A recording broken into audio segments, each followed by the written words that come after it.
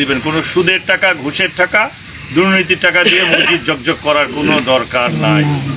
ওই মসজিদে কোনো নামাজ হবে কিনা আমি জানি না। আপনারা আপনাদের কষ্ট উপার্জিত টাকা 10 টাকা দেন আর 10,000 দেন, সেটা যেন হক হালালি হয়। কোনো অবস্থাতে যেন দুর্নীতির, কোনো অবস্থায় সুদের, কোনো অবস্থায় ঘুষের টাকা সেখানে দেওয়া না হয়। কি আমার কথায় মন খারাপ করলেন? আলহামদুলিল্লাহ। আমরা তো মনে করি বিধান চৌধুরী সাহেব আসলো, এমপি সাহেব উনি দিল 50,000 টাকা, বিরাট বিশাল দানবীর মানুষ। আমি কোন টাকা দিলাম? আমি ঘুষের টাকা দিলাম না সুদের টাকা দিলাম না দুর্নীতির টাকা দিলাম? এটা কিন্তু আমরা কেউ চিন্তা করি না। আমরা মনে করি আরে বাপ উনি দিল, উনি বিরাট মানুষ।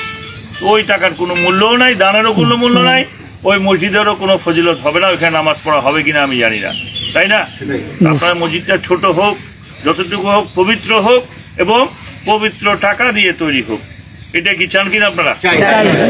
সেটাই করবেন। অত চাকচিক্যময় আমার মসজিদের দরকার নাই। ঝাড়বাতি, লাল নীল বাতি জ্বলবে, টাইলস হবে, মসজিদ হবে, কিন্তু টাকাটা দুর্নীতির হবে, তাহলে লাভ হবে না। আমরা সেরকম মসজিদ আমরা চাই না। আমরা চাই একটা পাকা হোক আর যে কমই হোক পবিত্র হোক, যেখানে নামাজ আদায় করলে মহান রাব্বুল আলামিন নামাজটা কবুল করবেন, নাকি? আর একটা কি বললেন উনি, যে ইমাম থাকলে মুয়াজ্জিন থাকে না, মুয়াজ্জিন থাকলে ইমাম থাকে না। কেন থাকবে? আমরা তো সেগুলোর দিকে চিন্তা করি না, ইমাম সাহেবদের কথা চিন্তা করি না, মুয়াজ্জিন সাহেবের কথা চিন্তা করি না। তাদেরকে আমরা পেটে ভাতে রাখার চেষ্টা করি। নামাজ আজানটা দিবে, এটা কোনো কাম হয়? নামাজ পড়াবে, এটা কোনো কিছু হয় না।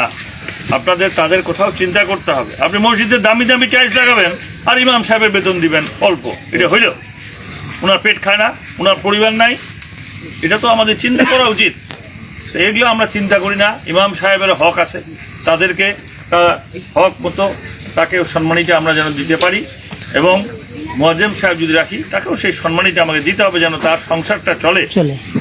5 ওয়াক্ত সে নামাজ আদায় করার জন্য মুয়াজ্জিন সাহেব আমাদেরকে আহ্বান জানায়। কম কথা না কিন্তু, আপনারা চিন্তা করে দেখিয়েন তো।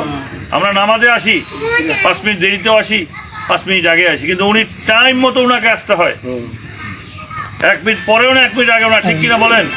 এই সময়টা উনি মেনটেন করে আসে, আমাদেরকে আহ্বান জানায়, আসো নামাজের জন্য আসো, নাকি? ওনার কি সময়ের মূল্য নাই? ওনার কষ্ট নাই?